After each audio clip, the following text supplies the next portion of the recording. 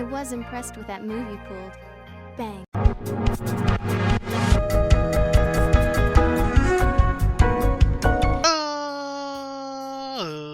Ladies and gentlemen, boys and girls, children of all ages, it's me, it's G, it's Double MD, the undefeated, undisputed YouTube champion. That's right, it's the Maverick, Mark Daniels, here with episode 181 of our Pokemon Mystery Dungeon DX Let's Play.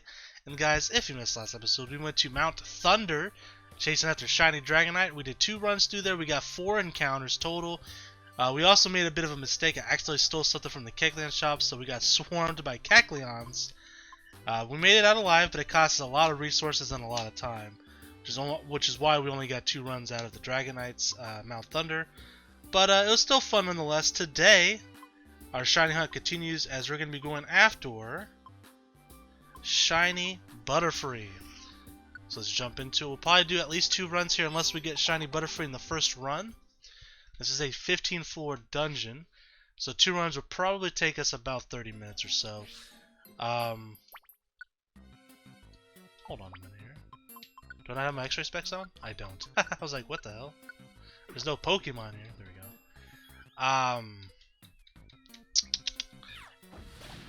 This is a 15-floor dungeon. On the 14th floor, I can't remember if this is a boss dungeon or not, but on the 14th floor, we'll use a rare quality orb if I have one.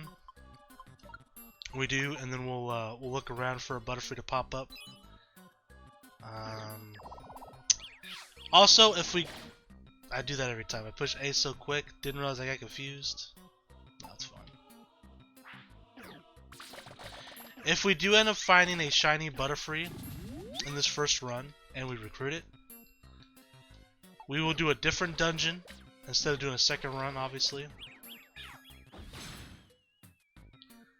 That actually kind of messed us up. We'll recruit it for now.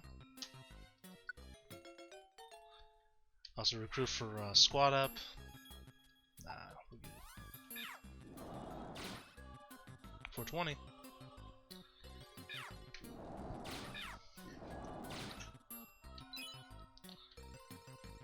I'm not sure what dungeon we'll do next if we do get Butterfree in the first run. I guess I'll just pick one. I mean, we still need several.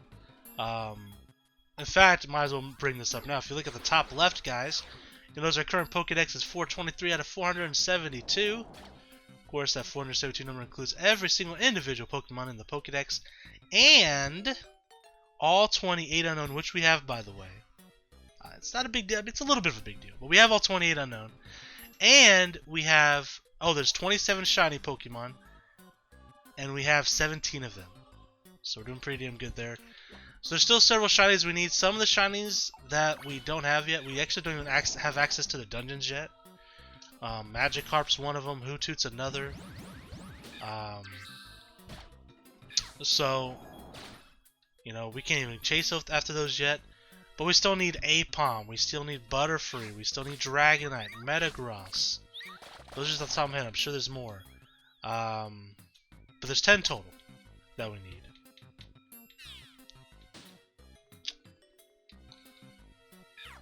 So it would be nice to get a shiny. Once we get another shiny, we'll be going to Wish Cave, which is a dungeon that resets our level. I think it might be level 5 in this game. In the previous game that this is a remake of, it was level 1. So that'll be interesting. We haven't done one of those yet in this playthrough. But we're only going to do, I think it's the first 20 floors for the mission. We're going to rescue Metacham of Team Meanie, which is going to continue the story. After that, we'll go for another shiny, get a shiny. We'll be going into Meteor Cave. Ooh, an evolution crystal, nice. I will not steal it this time. Oh, is this an invite word? No. Yes. Big apple.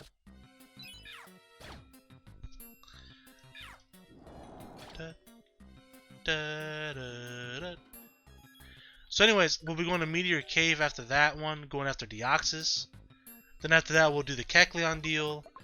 After that, and of course there's shiny Pokemon between each event here. After that, maybe go after Jirachi. See how that goes. That's going to be a difficult one to get. And then I guess what we'll do is we'll go for a shiny. Maybe do an attempt or two for Celebi. Go for a shiny and then kind of go back and forth till we're done, I guess. I know Celebi's going to be very difficult. We also got to get through Joyous Tower as well. There's no legendary in there or anything like that, but it's just one of those deals where, well, we need Pokemon out of that dungeon, and also, I gotta complete every single dungeon, you know? We're an exploration team, so we gotta finish it even if we don't need to.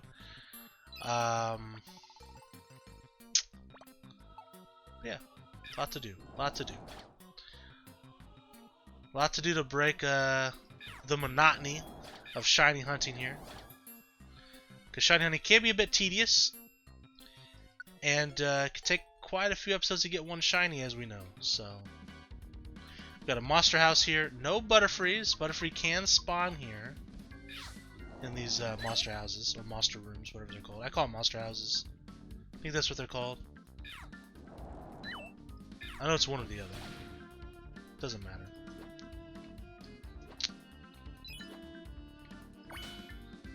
Traps here as we adventure through that. Perfect. 7. Alright, we got a Butterfree encounter, and you guys know my quota. I'd like to get at least one per run on average. Last episode we doubled our quota with Dragonite, and I was pretty surprised. I even said, man, if we can see 2, I'll be happy. And we saw 4. Another monster house here. Yeah, it says right there, it's a monster house, so I was right. No Butterfrees here, though. So we're going to recruit this Houndour. We already have a full squad. I wasn't paying attention to that. Yes. Yes.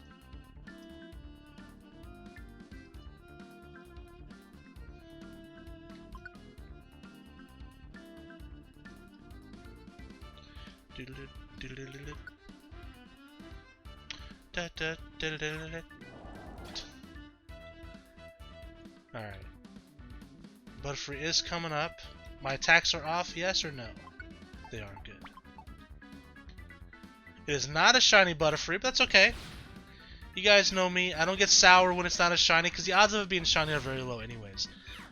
The only number I've seen of it, I haven't found any actual percentage or numbers. The only thing I've seen was people guessing that it might be 1 out of 6 chances, so that's all I really have to play off of, which really isn't that bad of a percentage, but you got to keep in mind that even just finding a tough foe is, well, tough.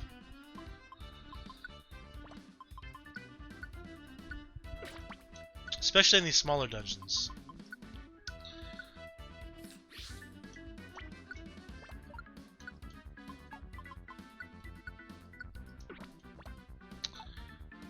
Alright. I remember when I first played this game, and I was like, man, I really wish that there was a shiny of every Pokemon. Imagine how many episodes this series would be if every Pokemon had a shiny, and even with the same odds as they are in this game. We don't even have 20 yet, we're 181 episodes deep. Now granted, to be fair, some of those episodes were part of the, from the story, playing through the game, recruiting the rest of the Pokédex, so we weren't completely just focusing on shinies. But still,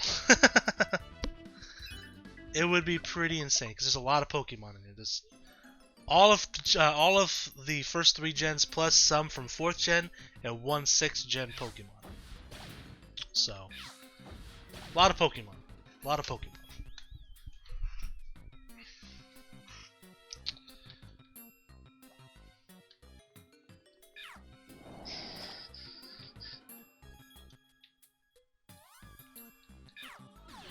Quite honestly, if every Pokemon did have a shiny in this game, I probably wouldn't shiny hunt for all of them, to be honest. But since there was only 27, I think I decided, you know what? Let's get them all. There's only 27. And here we are. I don't regret though, because I'm actually still having a lot of fun playing this game, even though we've been playing for over a year now. This game came out in early March. March 6th or 7th. I think it was one or the other.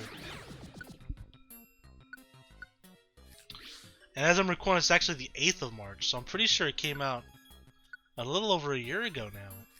Which is weird to think about, because it doesn't feel like it's been that long. We've been playing this game for over a year. We've been playing Mystery Dungeon games for over 2 years. Or almost 2 years. Because we were playing Blue Rescue Team before this one. And it took us about a year to finish that as well. And we jumped from there into this game in particular. So, very cool. Would love to see them do remakes of Explorers of Time, Darkness, and Sky in the future. The story in that game is really good. Probably, as I've mentioned this before. I know I have. In terms of like video game stories, I don't get that deep into them. My memory's terrible, first off, and mostly I don't play games for like story purposes. Like I don't like to sit there and read a bunch and stuff. I know that's weird to some people who love that stuff and love lore and things like that. Hey, we got another Butterfree. We got 2 Butterfrees. What? But for me personally, the most exciting thing for video games for me, because you'll have people that are story driven, they love the story in video games. You'll have people that are graphic driven. Oh man, this game looks incredible. I'm more of like a gameplay kind of guy. You know, if the game's fun to play, I'm in. Like that's all I really care about. If I have fun playing the game and there's stuff to do that I like doing, I'm in. Now, graphics are important too to me to a certain extent. Like I love, you know, obviously pretty looking games. At first I wasn't crazy about the art style in this particular game, but it grew on me pretty quickly and I like it a lot now. Not a shiny, unfortunately. So no shinies, but hey, 3 Butterfrees in this one run's pretty good. But as far as stories go, I'm not super crazy about story. Like I don't pay that much attention to stories. But the story, for whatever reason, in Explorers, Time, Darkness, and Sky really drew me in, and I really like it a lot. I'm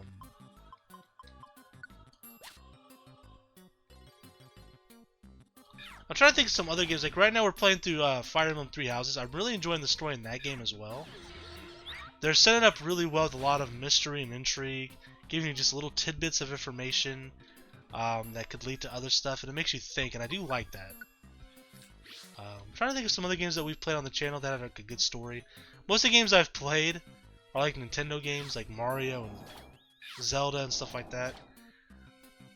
There's not like a huge story for Super Mario. Most of the time it's just like, Bowser stole the princess, go rescue the princess.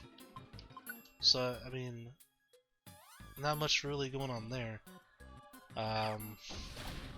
What else have we played? Borderlands, honestly don't remember much of the story, to be honest. The story didn't do anything for me personally.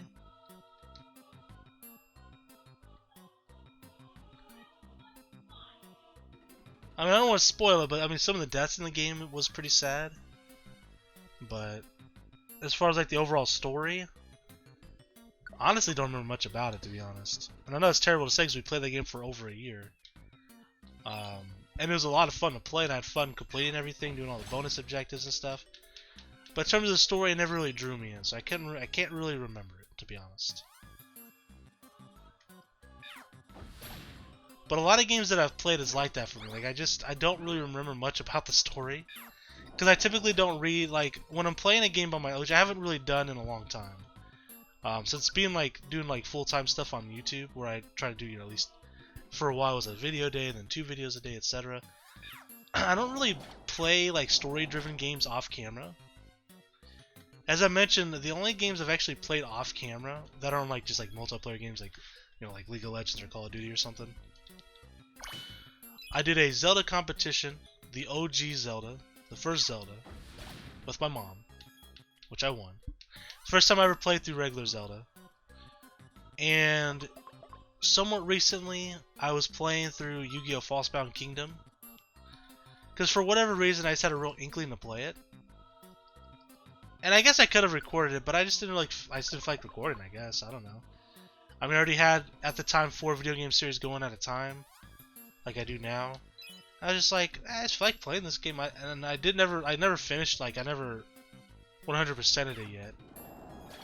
I think where am I at? Like I might go back and continue what I was doing. I was trying to like collect all the monsters and stuff. I beat Kaiba's story. Or did I beat Yugi's story? No, I beat Yugi's story and I'm on Kaiba's story now. That's what it is. And I might play that on the channel eventually, but as I mentioned before, man, there's so many games that I want to play on this channel that I just don't know when I would have had time to play Yu-Gi-Oh! False-Bound Kingdom on the channel with my current schedule that I have, like YouTube schedule, because like I mean I've talked about this a few times, but like after Mystery Dungeon, we're gonna be playing Pokemon Snap, right? Which comes out next month, so I don't know if I'll have this finished before Pokemon Snap comes out, but I'll probably just hold off. I mean, there's no rush to jump into Pokemon Snap. I might record it, but I probably won't upload it because I'm really excited to play it. But I probably won't start uploading until I'm done with this series.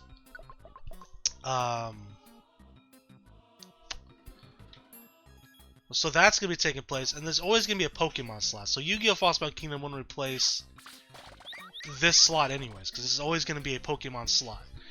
Then we have the Diamond and Pearl remakes coming out later this year. We have Pokemon Legends coming out next year. So those are all games that I'll be playing on the channel, obviously. What am I going to do after Snap, though? I don't actually know yet.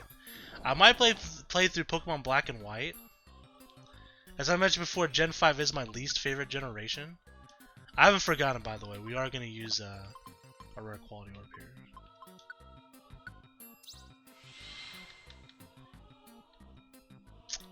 So I kind of want to replay through Black and White and see if maybe it was just me in the time period that I was in my life, and if I could find more enjoyment out of the game now than I did then. Because at the time when I played through Pokemon Black and White, I was going to college, I was working. I wasn't really like enjoying my playthrough of the game, and it could have just been me personally, because of what was going on, like just busy, just didn't really have time to really sit down and enjoy the game. I don't know, or it could be that something about it I just didn't like. I don't know. But we're gonna find that out together, because I'm curious to know if I play through it, if I'll like it. Because there's a lot of people, that's their favorite Pokemon game. That's their favorite generation, is Black and White. And you see, like, Pokemon X and Y, I loved way more than Pokemon Black and White. You know, talk about graphics, like, graphically, it was a pretty big jump, I felt like, from Pokemon Black and White. I really enjoyed the selection of Pokemon. In fact, I had a lot of people tell me, man, I used to play Pokemon back in the day. What's a Pokemon game I should play to kind of catch up, right? And I always suggest Pokemon X and Y because while there are new Pokemon in X and Y, obviously one of the first Pokemon you get in the game, like within the first like hour or two in the game, you get to pick a Gen 1 starter. You get to pick a Bulbasaur, Squirtle, or Charmander. Which for people who only play like the first generation or the first couple generations, I think that's a big deal because it kind of gives them that not just that nostalgia feeling, but a warm kind of like opening to the game, right? Where it's just like, I don't know any of these Pokemon. Oh, I fucking love Charizard, right? Man, it gets them a little bit more excited. I just realized we're at 18 minutes already. Jeez, we actually mainly do one run through this dungeon.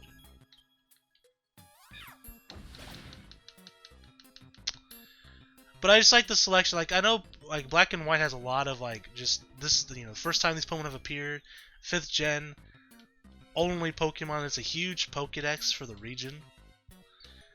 And quite honestly, I don't like a lot of the Pokemon. Well, I don't want to say I don't like, right? There's just not a lot of Pokemon in 5th gen that I absolutely love. Like I love Crocodile, one of my favorite Pokemon.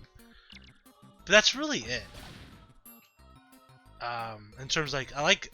There's a few others that I really like, but man, I don't know. I just wasn't feeling it. So I might play through Black and White again. We'll see. Maybe I'll play a ROM hack.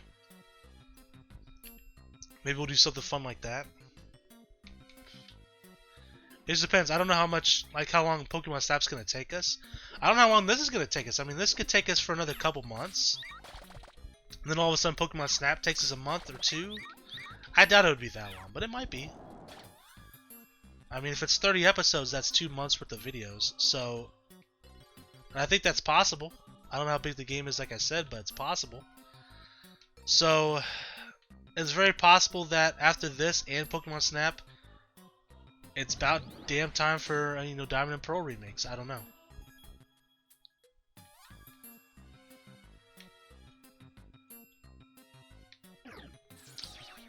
So that's just the Pokemon slot, right? So then after we're done with Spyro 2, we got Spyro 3 that we're going to play through. And that's pretty much like my platformer slot. Because then after we're done with the Spyro games, I'm going to play through Mario Galaxy. And then I actually just bought a charger for my Wii U gamepad. I got it off Amazon. I've been wanting to get one for a while because my other charger, it got bent when I moved, because I moved around a few different times. After my car accident, I moved back home, so it got smashed at some point when I moved, and it was unable to charge the gamepad.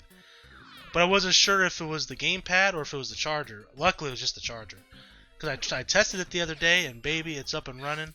The reason why that's important is because that's where I have Mario Galaxy 2. I got it for free from Club Nintendo back in the day. So now I gotta buy Mario Galaxy 2. I already have it, so we can play it from the Wii U. I want to get like a Pro controller for it though.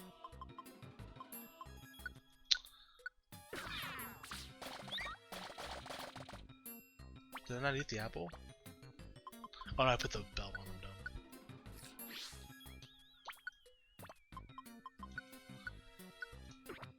You know, let's just, I don't have another rare quality orb, do I? I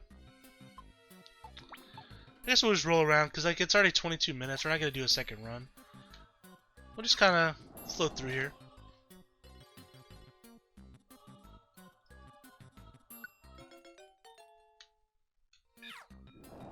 For a little bit till the wind starts blowing.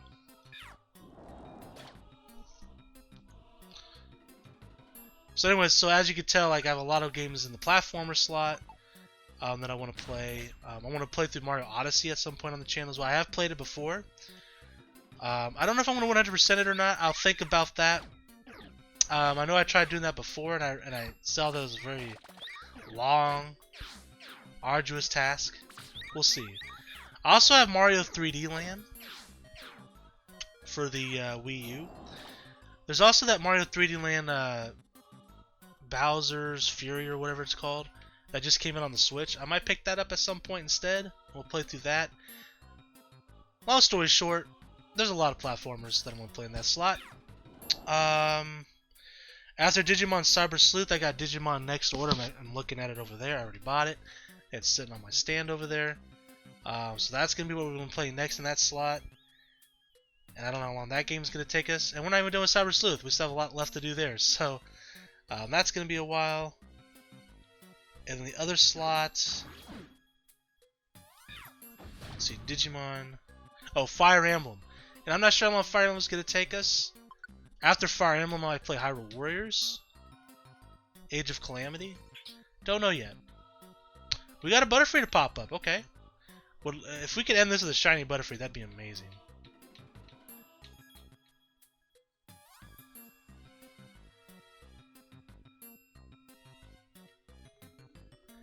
Not shiny, but that's okay.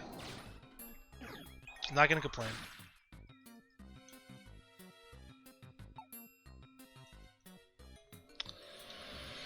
But after Fire Emblem, I might play like Hyrule Warriors. I also have Fire Emblem. I always forget what it's called. I think it's called Fire Emblem Warriors. It's another like Dynasty Warrior like game. Bought that like 2 years ago. It's just sitting there on my shelf. Been wanting to play it at some point. Been wanting to play Hyrule Warriors as well. I own Hyrule Warriors on the Wii U. And I think I got the Season Pass for it, so I have all the DLC. But I might still buy the definitive edition for the Switch. So I think there might be even more content on there than just the DLC in the OG game. But point is, where am I going to fit Falsebound Kingdom on that list, right? That's why I even brought this up to begin with. Which is why I kind of want to do and I haven't decided on this yet, on a 3rd video a day, Saturday through Thursday, because Friday is obviously the tier list and favorites list thing. But in that same 3 p.m. slot, do just one game across the entire week until we're done with it. So, like, for example, Spider-Man for the PS4 is what I wanted to start doing first. But 3 videos a day is a lot. So I'm still on the fence about that. I want to do that. I still might. I haven't decided yet.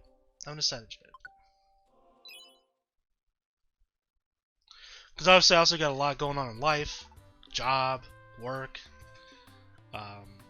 family.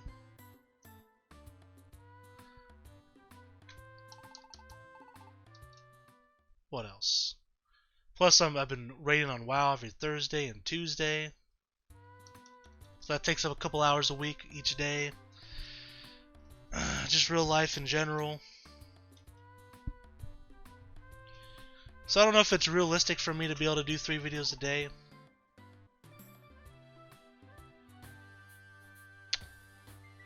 But we'll see. We'll see.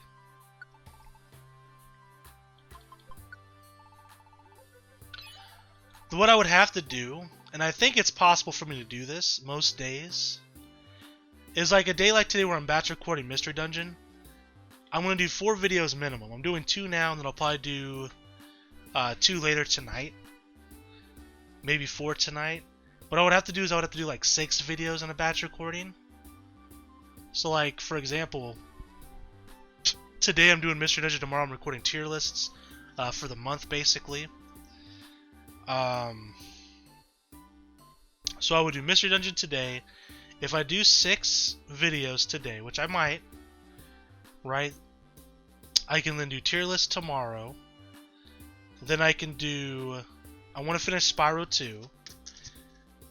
Obviously, Spyro 2 is not finished on the channel yet, but I'm almost finished recording it.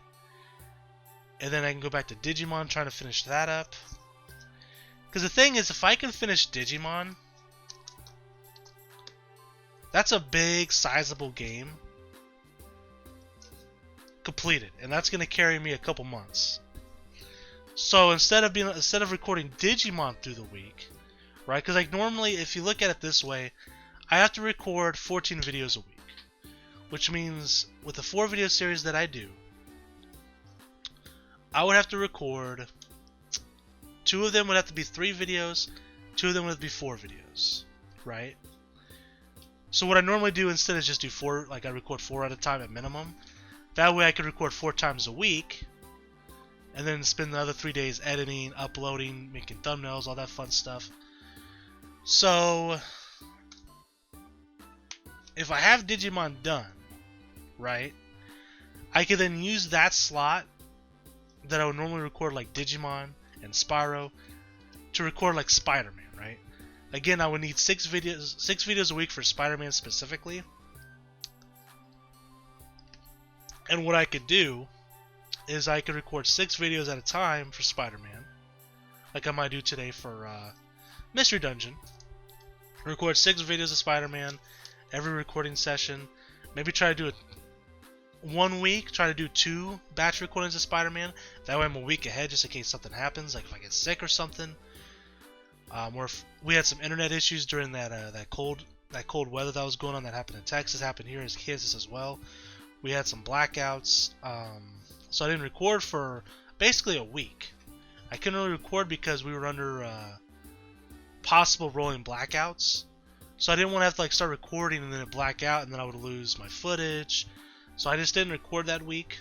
I did very minimal editing because I was afraid if I edit something that we might get a power outage and it would like stop my. So it was a big mess. It was a big mess, but it worked out because I was ahead. So I try to stay ahead. So if I can get Spyro done and I can get Digimon done, that gives me 2 days a week that I can record Spider-Man. So even if I did like 4 videos one day for the next, that's 8 videos. That gives me enough for a week and a little bit for the next week. That might be what I do. Once I get that ball rolling, I think I can manage 3 videos a day. That's what I want to do. But at some point, if I do that, just know there might be a period where I might have to do some catch up. Where, say, I'm playing Spider-Man and I fall behind a little bit. There might be a couple days where there's no Spider-Man uploads so I can catch up and release them. We'll just have to play it by ear. We'll test it out, see if I can manage it on a regular basis. I think I could if I worked really hard at it, but we'll see. But anyways, guys, enough of me blabbering about stuff you guys don't care about. Thank you guys so much for watching. And until next time, I'm the Maverick. Beating you for peace and one love. Bang!